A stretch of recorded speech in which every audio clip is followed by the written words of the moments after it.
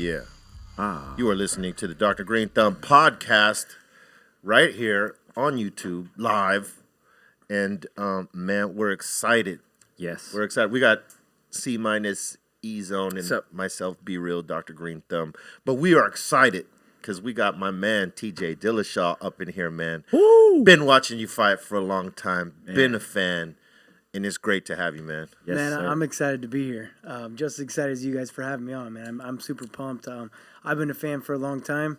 On the way up here, I was like telling the guys it's pretty crazy how many times I've been with my brother up in Northern California where I grew up, heading out on a road listening to your guys' album and hotbox in the truck, you know. So it was pretty cool to sit up in here and talk to you, man. I'm pretty excited. It's crazy how that goes hand in hand because, I mean, you know, whenever a fighter comes to the ring, they're coming out to a song. Yeah. And, you know, you never know if you're a fan watching it, you never know if that song, there's a connection to the fighter or somebody chose that song, you know, for them to come out or whatever, you know what I mean? Yeah, so, hell yeah. But it's cool when you hear that, you know, certain, you know, fighters get pumped up to certain songs. Like, is that, you know, when you go to training camp, is there like a theme type of music that you train to? Yeah, maybe just more upbeat, right? We're in an upbeat environment, and you're trying to be. I mean, we're training for a fight, you know. But I always walk out to the same song. It's Red Hot Chili Peppers, "Can't Stop." It's I'm a big Chili Peppers fan. But nice. Music definitely does a good job of getting you pumped up and getting ready and putting you in that right kind of mindset. So, yeah, I mean, music makes this world go around, you know? Absolutely. Do you think that, like, certain music could fuck up your whole mood as a fighter, too? Like, let's say if you're not feeling that song and you go into that, you think that could jeopardize you, like, getting your ass beat in the ring or something like that? Some sort of mental warfare? Yeah, like, because, you know, I'm like, you said it has to pump you up. So I'm like, if something is... Somebody plays a sad song on the way to the fucking arena, man. Well, especially, I guess, if you're the second guy. So the champion always walks out second, right? So your challenger always walks out first, or the guy that's higher ranked always walks out second. I mean, I guess it could play a factor, right, in your mood. Has anyone ever sabotaged somebody like that and went and paid the guy off to play the wrong song? That would be fun. That would be good. Out, right, dude? That would actually mess you up. Like, if they played the wrong song, you're expecting your walkout song. What would be the worst song you could walk out to? Oh, man. Like a Mexican corrido, huh? Like, dude, like the old school, like, Mexican, like, music is probably the worst music to listen to, right? Or a Katy Perry song. No, but you know, who was it? There was a fighter that did come out to a Katy Perry song. I think it was, what's her name? She fought Ronda Rousey. Jessica Tate, is it? There's a Tate. It's Misha Tate. Misha Tate, that's right. Okay. Yeah, she. I know some guys have walked out to some funny stuff just to do it as a joke. Like Kyle Kingsbury, I know he walked out to some funny stuff just to mess with everyone. Yeah. So I don't know if that messes with someone's mindset. I'm usually too focused on what's going on to really. What is the mindset? You know, coming from the back to the ring. Yeah. Now it's awesome. I love it. I live off of it. I mean, the adrenaline you get from it, the rush you get from it. But I've had to learn to be that way. I wasn't always that way. You had to channel it. Yeah, when I first started fighting, I was scared to death, bro. Like, just of nerves. Not like that I was actually going to fight someone else, but that I needed to perform. I'm fighting in front of millions of people. It's a lot of pressure. They're all watching you. Like, you got to perform these 25 minutes, this 15-minute fight. You got to perform, like... And not only that, my livelihood's on the line too, right? Yeah. So I used to get pretty nervous. But halfway through my career... I had a cornerman, and I always will give him credit for this. Justin Buckles, before one of my fights, he's like, man, you know how much people would pay to be in your situation right now, to like walk out in front of all these people and do what you love and be in this situation. And it really just, for whatever reason, that I just hit home. You know, I mean, you try to tell yourself that shit, but he told me that, and it just hit home that night, and I had a blast, and I went out there, I fought awesome. So I knew I needed to channel that energy. Yeah. And so I just almost like tricked myself and created myself to be that way. And now when I think about being in the back, warming up, like the nerves start obviously before the fight, but when you walk into that arena, you got cameras in your face as you walk to your locker room, you're sitting there getting your hands wrapped. Like when you get your hands wrapped, like when you know it's thinking real. about it, yeah, right? You have to. I mean, You're visualizing the fight at that point, right? Hell yeah. I've been thinking about the fight for 10 weeks, you know. But now it's like that's all you think about. Because it's right there in front of you. Yeah, it's like it's like what? How many feet away after all that's done, right? Yeah, that's crazy. And I imagine, you know, when you've been fighting so long, you eventually learned how to harness all that and settle it down, right? Yeah, And with the good corner guy or trainer or whatever. Experience. Yeah. Experience gets you there as well too. Every guy fights differently though. Some guys have to fight mad. Some guys like to fight happy. Some guys fight nervous, scared to death kind of thing. Damn. And I found myself personally, I mean, I know guys in the back that are throwing up before they go out and fight because they're so nervous. It's a lot of pressure. Yeah, yeah. And everyone needs to find their niche of what makes you the greatest. Otherwise, you're not going to be fighting in the UFC. And for me, it was having fun. It was like putting a smile on my face, showing off, knowing that I'm going to get my footwork, I'm going to dance around you, I'm going to play tag and hit you, not get hit. Like the old Nate Diaz, hit you, not get hit, walk out with a pocket full of cash, Hey, it's an art form, man, So some people work the fight to an art, I think, you know what I mean? Other motherfuckers go in there and they brawl it out. Yep. We've seen that. And other motherfuckers use it like an art form, for sure. And I think it makes for exciting fights when it's like that, man. Because I've been watching this shit since it started, and seeing where it's evolved to now, man, it's so dope. Because they pair the right fighters up, and now the fighters, I think because of the Ultimate Fighter, which you came through, I think because they incentivize. Like the fights, like, getting knockout of the night and stuff like that. Whoever has the most exciting fight most likely will get booked on another bill in a good spot. Yeah. But again, that's a lot to process and think about when you're trying to focus on a fight too. You hope your mind's not on most of that stuff, right? Yeah. I mean, you mostly just win. Get out there and win, and however you're going to do it. But you're also a character. Like there's so much of your backstory now on TV, right? And they do such a good job of building you up, or just letting you know who you are. Yeah, letting the world know that you're more than just a fighter. Yeah, then you get people that are familiar with your lifestyle or like it, and then they start following you, or they hate you, no matter what it is. So now there's this backstory of who you are. So yeah, I mean, it adds a lot to what the UFC is. The UFC's done a great job of promoting MMA, the sport of MMA. The Ultimate Fighter was awesome for the sport. I thought it was great. Yeah, a lot of great talent came out of that. I mean, you being one of them. The Rashad Evans, the Forrest Griffins. I mean, the list goes on. The list goes, man. And it was great to see how you guys that came out of that, evolved into champions and being at the top of the fucking pile and shit. It's a formula that fucking works. But I think the other thing is that fighters are willing to put on the show.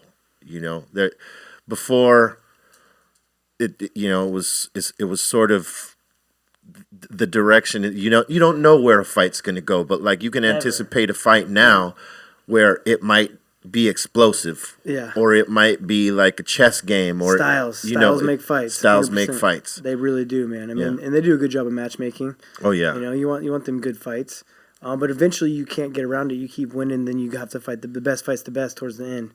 I mean, you can build someone by giving them the fights they need to do, but when you get to the end, it's whatever skill you got. Right. So now a lot of you guys, that are professional fighters. Everyone started with discipline back in the day, growing up, in whatever dojo or wrestling or whatever, Yeah. But there's training and then there's actual competition, and somebody might be great in the dojo, but when you get to the competitive level, it's a whole different thing. You got to have that something inside you to push you to that level, because that's a whole fucking different thing. It's like, like you said, going, from doing something that's more concentrated and amongst, a class of people into now you're competing in front of a bunch of people.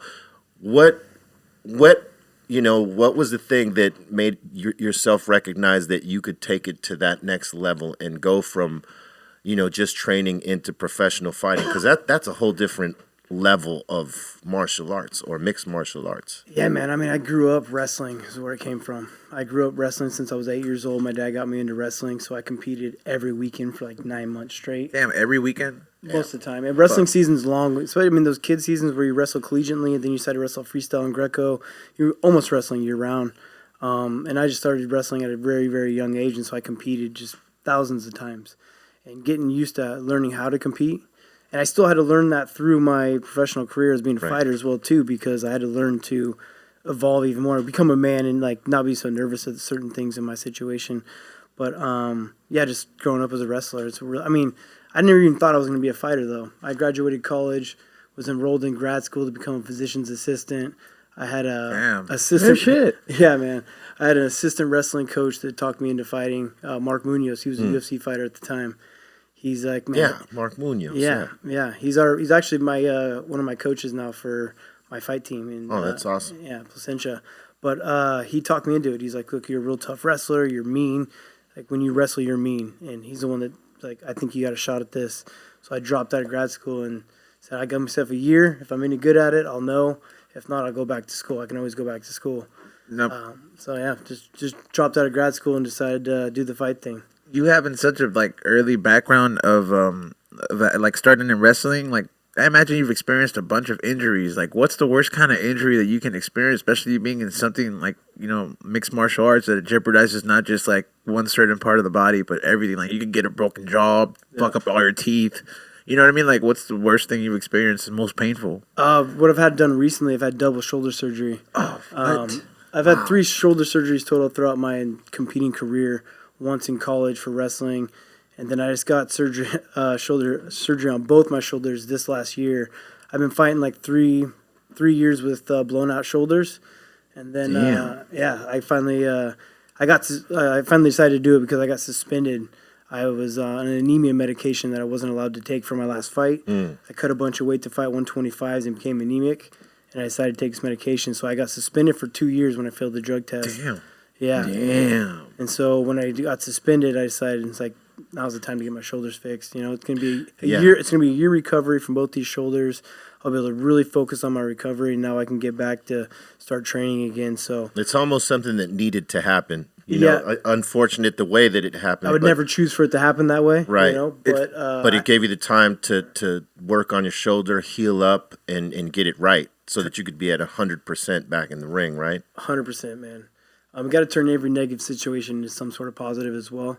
You know, everything happens for a reason, and you know, I'm going to get healthy. I've been able to start some businesses outside of the cage. I've been able to spend this last year with my son.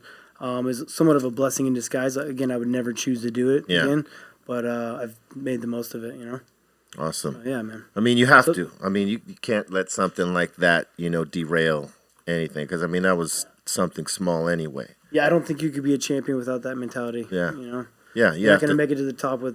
I mean, fortitude. Shit's gonna slap you in the face throughout life all the time. You know, and you got to be able to push through it and find the best way. So you could have fucked your shoulders up a lot more, though. You know what I mean? Like maybe that was that. Like, cause you would have kept fighting on 2 blown out shoulders. Imagine if like you would have got hit there or something, and then it would have made it like, hey, you can't fight no more, or slammed. You know? Yeah, because that's always like. Yeah. I mean, I had a full tear to where it was dislocating bi-weekly anyway. So see that there wasn't much it was gonna do for it. You needed the time off. Yeah, I mean, wrestling and doing grappling was always in the back of your head, like getting in certain situations and not letting your shoulder pop out of socket. It is a pain in the ass. You know? How often are you training now that you're like taking the time off and like you have more time to kind of move with your own direction? Yeah. With like without the pressure of having trainers say you got to get in here every day at 5. To an extent, but then I hold myself accountable as well too, because I know I'm coming back. I'm coming back to get my belt. So you got to stay active. Yeah, man, I can't be rusty. I can't just be hanging out. So I've been training. I mean, mainly doing a lot of strength conditioning, get my body right, so that when I do come back, I'll be tip-top shape. Now I'm finally able to get back to striking and grappling. I finally threw a gi on. I've never done too much gi jiu-jitsu. I've always done no gi because that's what we do for fighting. Right. So I'm only a blue belt in the gi, and so I think it's time to put some time in and try to get that purple belt under Gracie Baja. Get a couple different skill sets in there, right? Add some new wrinkles to the game, so when I come back, I'm surprising people. You know? Are you using CBDs right now? I am. Yeah, man. Yeah. I'm sponsored by a company called CBD and they've been supplying me with all the CBD needs I need for my shoulder recovery and getting me back to the cage. Yeah, I think that's important because, I mean, usually they're trying to pump like pharmaceutical type of drugs to you that don't really do anything for your, you know, that type of injury. Absolutely, man. It only numbs the pain for a while, right? Yeah, what are you going to do, put a cortisol shot in there or something? This is not good, you know, it's not good for you at all. Hell no. Yeah. For the most part, that's, I mean, Yeah, I mean, you take some pain pills from surgery, but other than that, it's been just CBD and eating the right lifestyle, you know? Yeah. So. Did you watch the last UFC fight with or the last John Jones fight? I missed it, man. Oh man. Yeah. I've heard from a lot of people that I trust in their opinion, but I heard that Reyes looked awesome, put it on him the first 3 rounds. Kind of held off in the last 2. He was gassed out for the 4th and 5th round. It sounded like, but he won the first 3. Yeah, that I think that was the consensus because I watched the fight and John took those last 2 rounds, but those first 3, it was it was crazy to see it. Yeah. I'm hoping to get an immediate rematch then, you know. I think when there's controversy like that, especially over a big fight like a title, you should give them the immediate rematch. Yeah, it should be a different fight too. Yeah. Because I think, they'll both take it, they'll both know what they had to deal with the last time. Yeah. But it was crazy because, it was something that was happening where he even said it in one of the promos, like, I'm going to do to him what he does to everybody else. And for the first 3 rounds, he was actually doing that. Yeah. And it was a trip to see it because I was like, I don't know.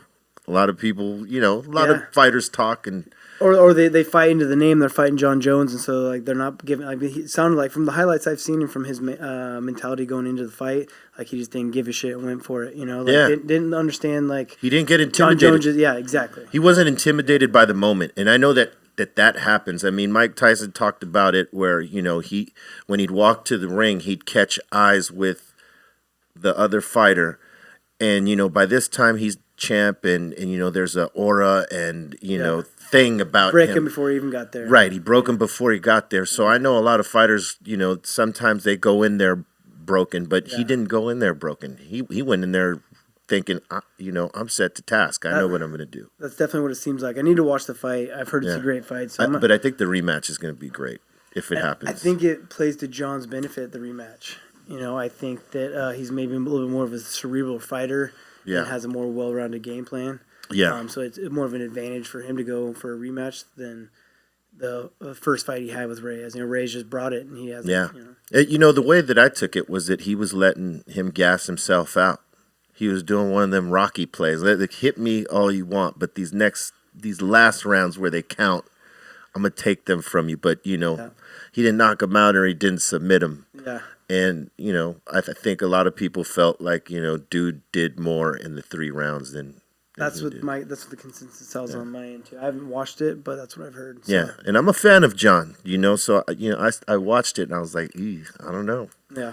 But I'll definitely have to watch it. Yeah, for sure. I'm gonna have to check that out. Yeah. So how close are you to getting back into the ring?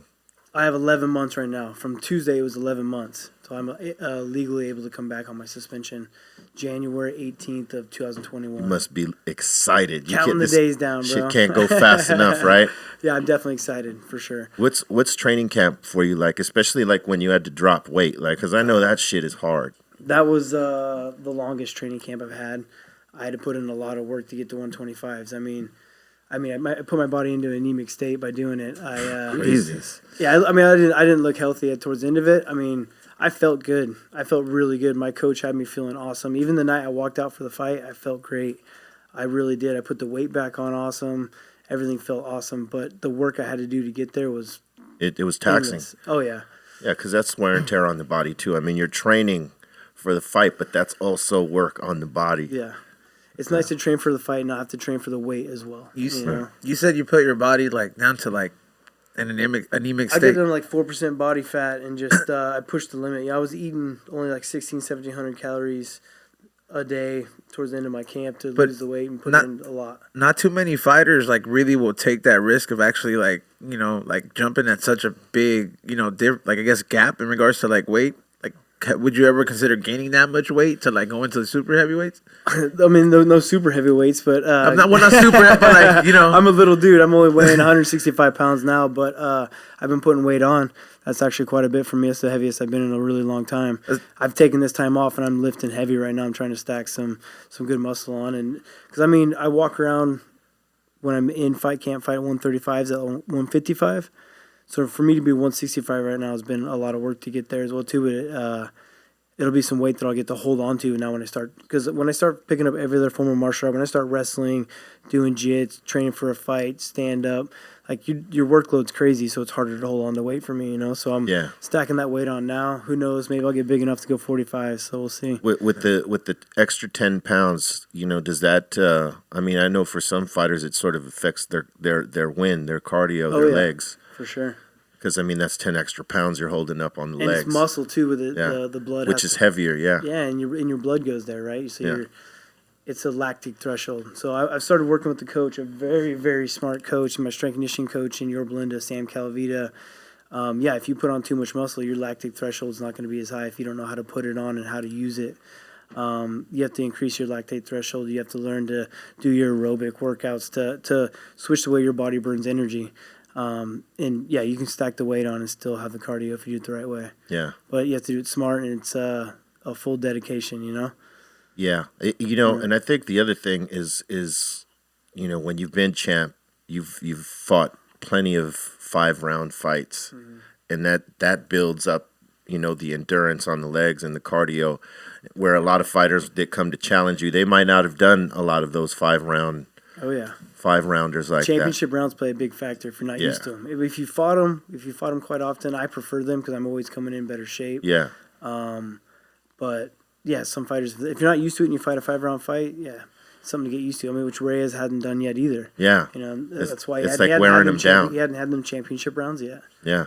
You definitely get used to it. But he got those 5 rounds in this time. Yeah. So I think I think he'll know that he has to train for those 5 rounds, because it's a different game when you're fighting at 3 rounds. I mean, just by watching that, from a fan perspective, that the first 3 rounds are tough. Yeah. Oh yeah. On the fighters, and you could see it, because you could see the difference in the breathing patterns, right? Yeah. And but the guys who've been there and have done the 5, it's like when you watch Floyd Mayweather have a boxing, he's a boxing so match. Good and smart and comfortable, man. Yeah, his defense is amazing. He's just pacing the whole time, taking you to the late rounds where he knows you're going to slow down, and he'll score a little bit more. Yep. He's not even really trying to knock you out. He's just trying to score. Yeah, he's just out-pointing you. Yeah. Always thinking out-pointing you. He's a very, very cerebral fighter as well. Do you feel anybody in MMA is using that sort of strategy now? Definitely guys are a lot more elusive, Yeah. I mean, the Demetrius Johnsons and myself using our footwork to get out of the way, not being a brawler, being real cerebral. But then also looking for that finish too. You got to be so much of a dickhead and want to look for that finish too. Put a stamp on it and get that win, and also get the bonus. Right. Like you talked about earlier on. I mean, helps me feed my family when I'm getting these knockouts and people want to watch you fight. What's your favorite knockout that you've had? Probably when I won my belt against Renan Barao, when I finished him in the 5th round and put my name on the map. When I won the belt in 2014, I was an 8-1 underdog. You were the underdog, yeah. 8-1 underdog going into the fight. No one giving me a shot. He was pound for pound best, hadn't lost in 10 years, and the fight went so smooth. Everything I game planned for happened, and usually game plans switch in your fight. Something always changes where you have to change your game plan. Well, this one just went smooth, got the finish. I'll always remember that night. It was like one of those fights I was able to put in slow motion, where you can actually hone in on what's actually going on. And I think all of the greats, like the Michael Jordans, the Tiger Woods, all these guys that you're going to see that have these great moments are able to turn that game into slow motion. Yeah. And I had that night. The finishing aspect of the game. Yeah, it was just I was so in tune with every movement that was happening in that fight. So I'll never forget that one. I've also had a couple good knockouts back-to-back against Garbrandt that put my name on the map, because that's how I re-won my belt. So, had some big wins, but for sure that first Barao fight. Finishing is important. If you're going to be a champ, it's learning the long game of those 5 rounds and then the finishing, because sometimes you're going to need that KO or to get them to tap, right? Yeah. And I think the people that have been champ, everybody that has held the title, they have that certain something. You got to have a killer instinct, man. Yeah. You have to be able to notice situations that are happening on in the fight. So if I have you hurt, I need to know that I have to put it on you to put you out. Or if I'm close to getting submission, I need to know that I need to go for that, because fighting we're dealing with milliseconds. It's like tasting blood. real quick. And know? you want to make sure you get that finish, because in fighting, you're dealing with milliseconds. Things can happen on a blink of an eye in MMA. You got these small gloves on. We're able to use all of our weapons. You've seen fights change in a blink of an eye. Yeah. So when you have an advantage to finish the fight and win, not only for your fame and the money, but also for finishing that fight, because I don't want to fight you another round. What if you catch me with something? Right. Kind of thing, you know, like I want you out of here now. It lessens the chance of Yeah. you get knocked out. But all the odds in your favor, brother. Yeah, yeah, for sure. Because I mean, you've seen it a dozen times in other fights where you see someone get stunned, and the guy not go for the finish. He's sort of fucking around, still trying to figure it out when it's right there in front of him, and then he gets rocked. Yep. And then the other guy who was previously stunned wins the fucking fight. Oh yeah. I mean, those are crazy fights. Yeah, I mean, how about when, I don't know if you watched this fight, Chael Sonnen versus Anderson Silva, beat him up for 5 rounds in all but 40 seconds, and Anderson Silva caught him in a triangle and won the fight. Yeah. You know, like, you're just like, what? Those are crazy fights. Yeah. I think those are the ones that drive people fucking crazy, because they can predict the outcome of the fight in their minds, because they see the direction the fight is going. Like, oh man, he's got no chance. He's getting taxed the whole way, and then something like that happens, But then he's been. Anderson Silva was a champion for a long time too. He was that guy. He just had something special. Well, his movements and his reaction times and the way he was able to like cause you to make a mistake. Yeah.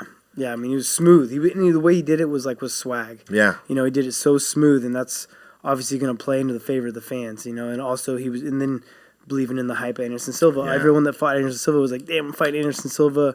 This guy's the GOAT. It plays into it, Yeah. But yeah, he had a crazy style of game, man. Yeah.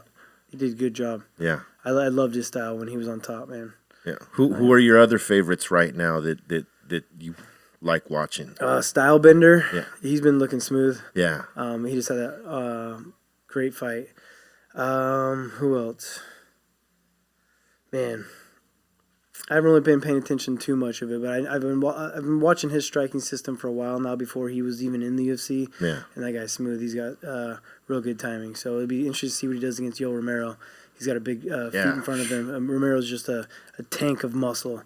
He's like one of the scariest guys ever to fight in the UFC. Yeah, he's compact, like traps going to his ears, just looking like a robot. At his age too, right? He's in his 40s. Mm-hmm. Yeah, man. That dude he's scary. He's something else. Yeah, he's had some good fights too. Mm-hmm. Man, heck yeah. What outside of MMA, you watch any other sports? I watch some football. But not much, man. I've been so busy, I haven't even had time. Yeah. I haven't been watching the news, and I heard about this Astros thing. Oh man, I wasn't even paying attention. I had no idea. So they're making fun of me for not even knowing what was going on. Hey, it's all right though, man. Yeah. I mean, because realistically, you're as a fighter, you're focused on getting back in the ring in January. Yeah, man. So I've had business pulling me elsewhere too, just being busy, always trying to take advantage of every situation. This has been the only time where I haven't been in fight camp after fight camp after fight camp. So I've been able to focus on trying to build an empire outside of fighting as well too, and being smart with my money. So I've been busy. Just got joined a franchise, and we opened Clean Juice in Yorba Linda. It's a juice bar that I opened up down there. So it's been pulling me that direction and some other endeavors. But yeah, man, always staying busy. Always staying busy. Never stop. So yeah, I think when you're a competitor, you have to keep things moving, because it's just a part of the everyday grind. Like from training and going to the gym, and then eventually it leading into a fight. Your mind is, your mind function is to just keep pushing, keep moving. Yeah. Right? Hell yeah, man. We're actually even, I live in Calaveras County. It was a county that was commercialized cultivation, but then they criminalized it, but now they reopened it, so we're able to get our permits again. So we're looking to open up a couple acre farm in my hometown of, some light dep and some full term too. So nice. I'm excited about that. What's your favorite kind of strain that you like to smoke when you're just chilling out? Heavy indica. It's Heavy usually indica. At night, ready to go to sleep, right? Right. Splash yourself into the couch. Like yep. Yeah. Hell yeah. OG guy. Yeah. See, that that's we were those guys. I still am. They No, need I that, know you though, guys bro. were. That's what I grew up around, bro. I grew up listening to your music, brother. I think Yeah. they need that out of most of them all, man. They take all those Yeah. hits to the face and all those hits in the You body. know, Like they need that- something see- that's gonna hit that hard. See, that's a good point because most of the athletes we've had come in, be it MMA, boxing, football, basketball, they've all said, when we've asked them, it's all indica. It's all the heavy, high impact shit. Shut your brain off from what you've been doing all day. Get home, Yeah. sit on the couch, veg out a little bit, Or feel get rid relaxed, Get rid of some anxiety. Yeah. Stop thinking about what you have going on, because if you're training for a fight or in the gym all day long, you're going to build up Yeah. Just, folks, thinking about a fight, even talking about them, sometimes it'll give me anxiety, Yeah. So it's nice to get rid of that, Same thing with CBD does that for me as well. Does UFC still have a ban of cannabis on their list, or they've taken it off? Yeah, they've allowed. Depends on what state you fight in. Right. You're fighting in Nevada. So We everybody's have our fighting out of commission. California now, baby. Nevada as well too. Like you're allowed like Yeah. 150 nanograms or something in your body. What? That's cool. Yeah. Like they measure the amount of Before the fight. Yeah. Oh, okay, before the fight. Yeah, I was- yeah. The night of your fight. Right. Like not now. No. Now. I was it- about You to have say, to, you have to flush it out of your system before the fight, or get down some to places the minimum. you'd have to just quit a couple of days before. Right. But there's some states like Texas you can't have anything in your body, so you're probably gonna want to quit like 3 weeks before, just to be sure. Wow. Yeah. How do you detox? Is there a certain way you detox? Like when we've talked to the NBA players, they've all said sauna. Sweating. Yeah, It's sweat for it sure out. sweating. Training, like they would go Yeah. go practice, and then they'd jump in the sauna after and shit, Yeah. and sweat yeah. it all out. Sweat your toxins out for sure. You ever taken Drink mushrooms? a lot of water. I have, man. Hell yeah. Yeah, I have. They're actually a really good time. See, I actually brought you some. Oh shit! Yeah. all right. I have a pretty cool little candy bar that I came across that I think you guys would enjoy. So, All right. Yeah, I brought it by. See, it was meant. yeah. It was, When was your first trip In high school. in high school? Yeah. what about last one? Wait, no. What were you listening to? Yeah. on the trip? Oh man, Had to be something. I have no idea. Was it a Pink Floyd type of trip? Yeah, we were out in the middle of the woods. I grew up in the redneck out in the woods. Damn. We would take mushrooms and go hiking and camp out, kind of thing. Did Yeah, you see wilderness. shapes in the forest? Or you More were- like kaleidoscope stuff. you were like way tripping. You were seeing the colors and the kaleidoscope. Yeah, shit. not even like the bright colors, but just like it kind of like moving like that. Did you see the trails and shit? No, No, you weren't at that level. no. Some of things- them do, some of them don't. Like, cause Yeah. we used to do mushrooms, right? Yeah. Cypress Hill, we'd go and let's say we were on Lollapalooza. There was one time specifically, and we tell this. This is a Cypress Hill story that we tell. We were in, I believe it was Toronto or Montreal. We were doing some Lollapalooza show there, and this little dude, he looked like Ronnie James Dio, if you will, right? You know who that is. Yes.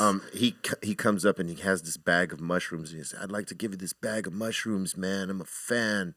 And we're like, "All right, how much for the bag?" And he was like, "No, man, this is a gift, man, from Sam. Sam, I am. Sam's giving you the mushrooms." And we're like, "All right, cool. Come hang with us." And we took like an eighth each. Everybody except our sound guy. Okay. All our guys were totally fucking fried on the mushroom. We're doing the show, Yeah. and we get to the middle of the show, and Insane in the Brain comes on, and I start peaking right in the middle of that song, and the mosh pit starts going. It starts going in slow motion, man. I'm totally fucked up out of my mind, man. Oh, The man. things I saw that day, Oh man. it was crazy. Damn. I can imagine. Damn, that's a lot of energy all in one time too. Yeah, it was a trip to see Yeah. it all slow down and then do the trail thing, like as the mosh pit was, like when it couldn't turns even into the imagine. whirlpool. Yeah, Oh, I man. couldn't even imagine. It was the fucking craziest thing I ever seen. Yeah. We did it because, like, you know, our idols would do shit like that. Like, you know, the Doors and Yeah. Jimi Hendrix and, you know, motherfuckers like that. We were like, let's do what they did. Let's see how it goes. We just didn't do the peyote, man. We're like, nah, nobody's going to want to see us throw up on stage. Yeah. You still did your show? Oh, yeah, we did the show many times like that. That's crazy. I Yeah. wouldn't do that again because now I realize that all eyes are on us. Yeah. It would be tough. Yeah. Hell yeah. It would be tough. Yeah. For sure. That'd be like trying to fight on that shit. I couldn't even imagine. I couldn't even imagine. You'd be in the Matrix. The Matrix. Yeah. Be like, Maybe you slow it down. Maybe you slow shit down. maybe you slow shit down. Maybe it just feels slow and then you get knocked out. Yeah. So do you microdose? I have, yes. Yeah. Yeah, I have. That's A lot of people are saying that you know, that's helping them. You know, like to be more creative and feel their like just their whole. It's an energy booster. Everything, yeah. It really is. Like almost like a little bit of clarity too. Yeah. Yeah. I agree. I have done that. Yeah. Well, yeah, because you know, when you do mushrooms, it does actually help you see things in a different way. I think your mind is more open. Yeah. And, you know, perceptive to what's going on. You know, I feel like I Right. just had this conversation. I feel like it teaches me to like let go. Yeah. It teaches me to like accept almost, you know, like because if you try to fight it, it's going to be horrible. Yeah. But Yeah. if you learn to just like let go and enjoy it, then Yeah. it's kind of like letting go of certain situations in life as well too, you know. And I Yeah. think it's the mind state that you're in before you go in. If you got a whole lot of shit on your mind that's like negative, you should not fuck around. Especially, Yeah, I could tell you. especially if you're around the wrong people. Yeah. You know, Yeah. if you're around cool people that you trust, all good. If you're around people you're suspect about, don't fucking do it because, you know, it'll be a bad trip. But if you're in a good space Yeah. and you got the people that you trust around you, people you love, all that shit that got your back, it's a great experience, I think. Oh yeah. There was an instance last year where I felt myself almost going down like a bad, almost depression kind of thing. And then a friend of mine was like, "Hey man, take this cap and this stem and just like hang out." And I was like, "All right." So I did it. And then I immediately, within like a half hour, I was starting to feel like, all right. You know what I mean? Like, oh, okay. Then I just started laughing and having a good time. And next thing you know, it stopped me from going down a path that normally I may have taken myself. Right. Yeah. And then the next day, I kind of felt it happen again. And I did it again. I microdosed again. And then for the next 2 days, I did it, and it was awesome. Yeah, I think if you take it in a regiment form, like strict, like microdose, Yeah. it's awesome for people. But you know, I know motherfuckers like overdo it. Like, you know what? Let me just take a Just little more bit this time. more. Yeah. Or you say it's not. two You say it's caps. not working. It's not working Yeah. no more, but it is working. You're Yeah. just expecting more because you like that feeling, and then you start Yeah. getting towards that real shit. Yeah. I've done that, but it's dangerous because you Yeah. can't measure how potent they are. Certain strains will take you like there's some that are like this small, and then like Well, I think it's important you find someone You know? consistent. Ooh, you yes. know, like a consistent, like, you know, because there's a lot of them now. They've been legalized in certain places Yeah. in the United States, right? And in Canada, I believe. yep. Oh, really? So, you know, you got to find the product that's the cleanest and the best and dosed properly, so that you're not trying to find the right dose for you. They actually have it. Yeah. Because, yeah, Well, it's like edibles now, right? Like Yeah. you know, like what you're getting. Like you know, you can Yeah. even microdose 2.5 milligrams if you want. You know, if Yeah. you just want a little bit. Yeah. Back you in read day, the it never used package. to be like that. You know, you eat something from Brownie. How strong is it? You're like, I don't know, dude. Try it out. yeah, when there was no dosage on the package, man, that Yeah. was a fucking gamble right Yeah. there. Have you ever had too much because it wasn't I proper? haven't, but I've seen it. You've seen it. Yeah, I've seen people eat too much where they just trip out. Like people even think like they're gonna die. You know, like Oh yeah, a Yeah. panic attack Oh, happens, yeah. and it's really just a panic attack. for sure. Yeah. And really, there's there's nothing you can do about that unless someone's there to help you get your mind off of that shit right Yeah. there. Yeah. So I've seen someone do that. So it's always like back then I would eat like a quarter of it and see what happened first. Yep. Yeah. Like I can eat more of this next time. you Yeah. know? Yeah. I think it's important to follow the instructions of the motherfucker who gave them to you, right? Yes. Like if he tells you, "Hey, listen, just eat a quarter." Just I know you think, da da da da da, but just eat a quarter of this Right. shit. Trust me. You know what? The best thing to do is trust that guy. man. I've heard thousands of stories of motherfuckers that said that. I'm a victim of it myself. Hey, Truth be told. truth be told. Great, dude. Oh, really? Oh, really? only eat a quarter. Really? Oh, really? I'm gonna eat half. And then they're like, okay. And then you call them the next day. You're like, hey, man, You're right. I should have listened to you, man. I ate the half, and it was. Hilarious.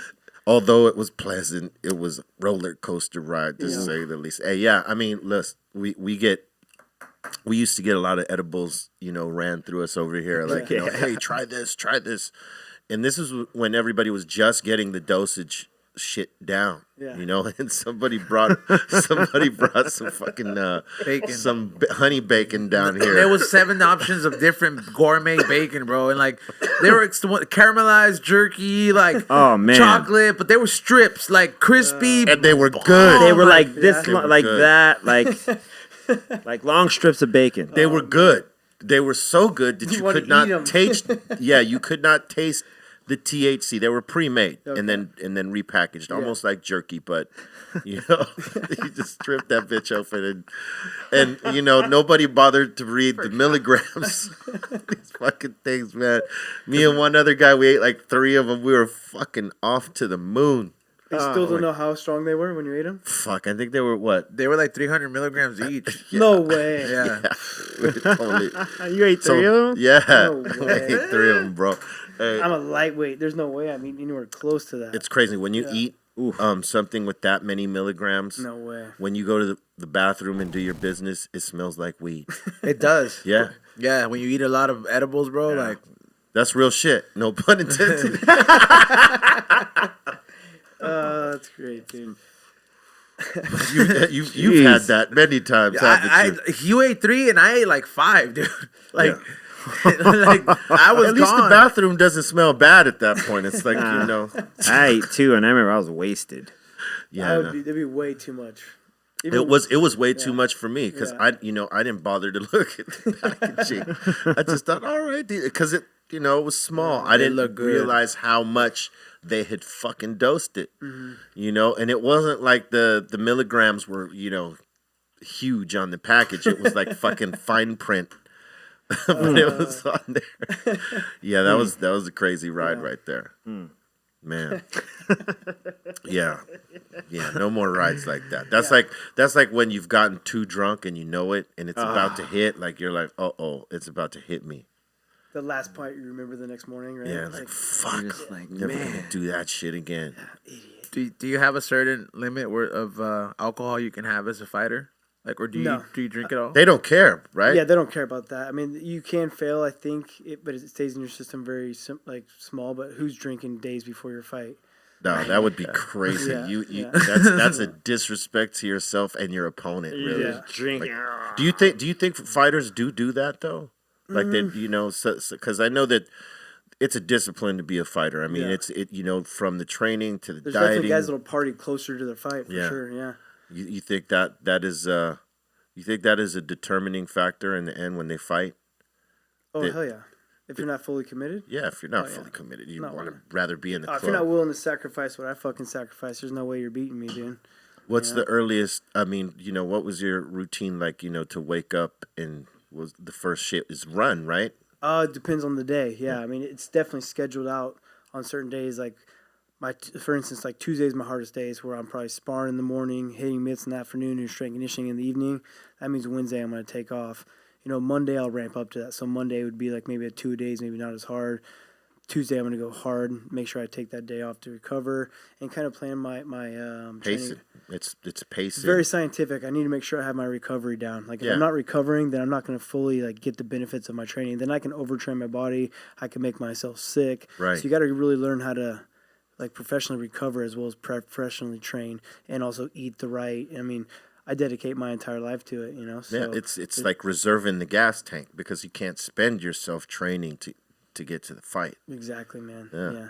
Got to recover. So, I mean, yeah, some days will be running. Most days are just morning MMA practice where we're doing everything from wrestling, jiu-jitsu, striking. And then I have jiu-jitsu in the evenings. Some days will be strictly wrestling in the morning kind of thing, right? I mean, we have to train so many different forms of martial art that you got to switch it up each day. Like today's maybe more of a sparring day. Maybe Thursday night's more of a grappling and wrestling in the morning. Hitting my boxing. I'm doing just straight boxing sparring on Saturday. Strength conditionings are on certain days. So every day is different.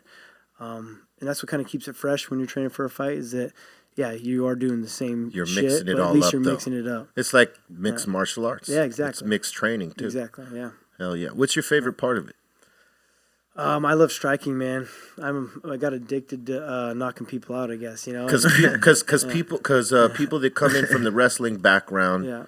usually they transfer from having that skill set in going into boxing because that's the quickest thing maybe to learn, right? Mm-hmm. For sure, absolutely, yeah. Instead of trying to go into a martial arts discipline, because obviously to go up the ranks in the belt, that takes a lot of time, and realistically, boxing skill set is quicker to adjust to, right? Yeah, I think every fight starts on your feet, so you got to be good on your feet no matter Right. what. Even if your goal is to take someone down and you ain't good on your feet, like if you can't throw like realistic punches, Yeah. the guy knows what you're doing, right? So you have to be a good striker to start every fight. But then every wrestler, I feel like that comes into MMA wants to do striking because wrestling's so fucking tough, man. Right.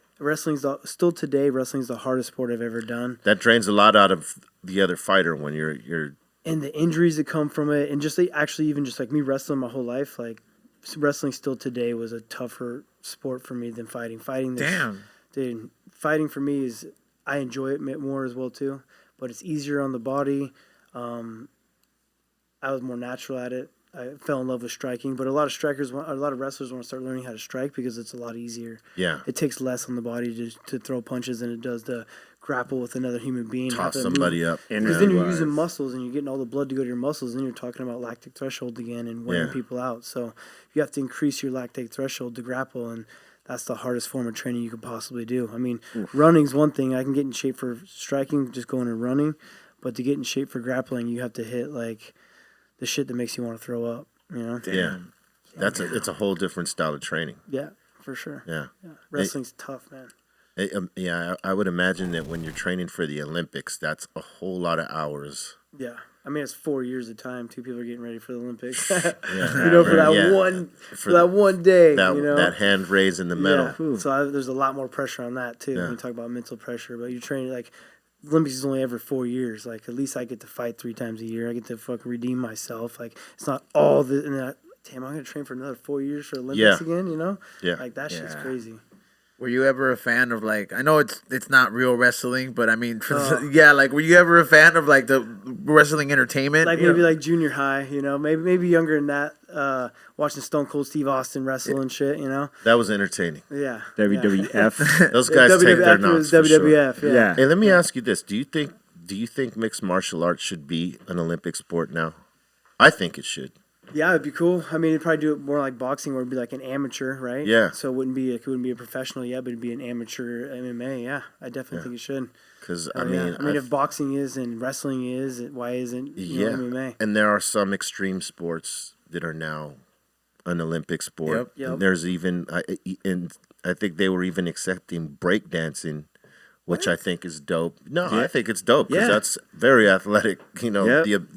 The skill you have to do that is crazy. Well, if they're talking to do that before fighting, that'd be crazy. But that's what I'm saying. Yeah. I think that mixed martial arts should be in the Olympics because there's talent every fucking where. Yep. Especially in the fighting game. I mean, you got guys coming from all over to join, UFC and the other fight organizations, man. I mean, because there's so much more room now for them too, I think. Well, yeah, there's room, there's money. Yeah. It's starting to be. But you still think of like how much we get paid to come out of other sports. But it's starting to get that way, starting to get so mainstream that, yes, like parents don't mind putting their kid into martial arts now.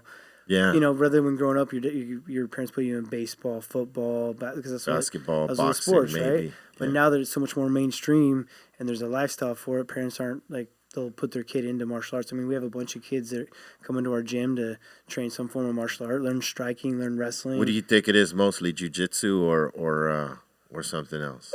For a kid? Yeah. Jiu-jitsu is great. Yeah. In wrestling. I mean, it's Yeah. the toughest sport in the world, man. It's I'm tough, telling you. but you learn how to use your weight. I mean, you Right. watch most of the best fighters in the world. They're usually wrestlers. You know, I mean, there's not all of them, but Yeah. it's a very high percentage. Wrestlers do a very good job at learning how to fight because, Yeah. I mean, to be honest, They already every got guy- the ground game down. you got the ground game down. You got the determination. If you can make it through wrestling, like you can make it through a fight. So if you're a good wrestler that has Is high level jujitsu Yeah, and hands, yeah. you're crazy. Watch. So, yeah, Yeah, man. That's the one. exactly. Yeah, that's pretty much what I did.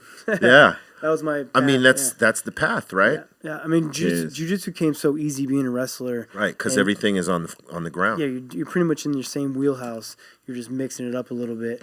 I think the biggest wrestlers need to do is learn how to have timing and striking. Yeah. A lot of wrestlers most wrestlers aren't I don't know why. It's like not always the most coordinated, but there's freak athletes, but sometimes it's like the one where Some an are natural, yeah. unathletic Yeah. guy could be a very good wrestler, you know? Yeah. Well, because it's a different, it's a, different sort of body style of combat, right? Yeah, motion. You have to be like fluid. Like you almost have to know how to dance to be a strike. I mean, that used to be like a joke. Like want to learn how to strike, dance. Like learn how to dance, right? Have timing, rhythm. Like that's what makes the Yeah, best because you got to strikers in the pop world. in and out. In Twitch, and out. twitch and you gotta muscle have that style. timing that like Yeah. fights around a millisecond. If you're running at me, I gotta know I gotta drop a hand and knock you out, kind of Yeah. thing. You know, like, Whether you're going forward or moving back. all directions. Yeah. No matter what is in front of you, kind of thing. You know. Yeah. I mean, it's like working the twitch muscles for those milliseconds. Yeah. Hell yeah, Yeah. man. Reaction times are huge. I mean, Because fighters didn't used to train for that. they are now. Yeah, they there's are a lot now, of though. fighters. Hell yeah. Yeah, that's Oh, yeah. that's the way. Yeah, I mean, even just like hand-eye coordination, like catching drills and a bunch of different stuff, you know, Yeah. juggling and a lot of gymnastics kind of things. Like, Right. There's a lot more, as well as just reaction times with lights and Because it builds to throwing cones coordination. at your heads. It builds coordination and reaction time Yep, to like exactly. quick millisecond situations, right? Yep. Mm-hmm. Yeah. Yeah. It's Balance and everything. and man. it's crazy when you see like when they do the trailers on you guys when it's building up to the fight, and they show those moments in the gym when you guys are training and you see that shit. I mean, you see the work that you guys are putting in. It's crazy, but it's also like an art form because Yeah. you see certain moves that you guys are doing training for, and you see exactly what that's for, and it's dope that they cover that. Yeah. To see what the fighters are actually doing. Absolutely. But it's still like seeing like our strength and conditioning, seeing our lifestyle, how we're getting prepared for the cage. Yeah, absolutely. That you're taking it serious. I think that's the other shit. It's like you guys are showing that, hey, this is the sport we run it, we live it, we take it serious. This is how serious we take it. Look at the work we put in. It's not just us showing up and trying to knock each other out. There's work behind what you do, So much, man. It's crazy. See, actually, I mean, that's why it's nice for us to see them show that as well, too, because lets everyone know, like, what we put into this thing. Yeah, you know? and it shows the human side, like, because some of you guys are family men, with children and all that stuff, and it shows what you're fighting for, too. Yeah. And I think that's always important because it humanizes you guys, and it's not just that you guys are gladiators and shit. I mean, you guys are. Hell yeah. But I'm saying, there's a human side to it, Of course. and that's dope. And that's what made the UFC the UFC. I Yeah. mean, without the Ultimate Fighter, without like that big push of like understanding who people are and getting that reality to it, then I don't think the UFC would have been what it is now. I think the Ultimate Fighter is what really made the sport of MMA. I mean, to see the growth path of it and then how much it skyrocketed after, and to give credit that first Ultimate Fighter was very interesting, and that the fight was a crazy fight at the end of it. So Ultimate Fighter made what the sport of MMA is now today. Oh, yeah. Salute to that. Salute to Dana and all those Yeah. guys, man. And, hey, listen, can't wait to see you get back in the ring I can't wait either, man. and start putting them down again. Hell yeah. And it's been great to have you here, brother. I really appreciate it, my man. Hell yeah. Hell And yeah. you Appreciate you guys. Yeah, hell yeah, man. hell yeah. When you get back in there, we're going to come see you, man. Yeah, man. That's what I like to hear. That's what's up, man. Hell yeah. It's been another Dr. Greenthumb podcast with TJ Dillashaw up in the place. Make sure you check us out. Normally on Mondays at 1 p.m., but this is a special edition. And, stay blazing. Yo, this is TJ Dillashaw. You're watching BREALTV.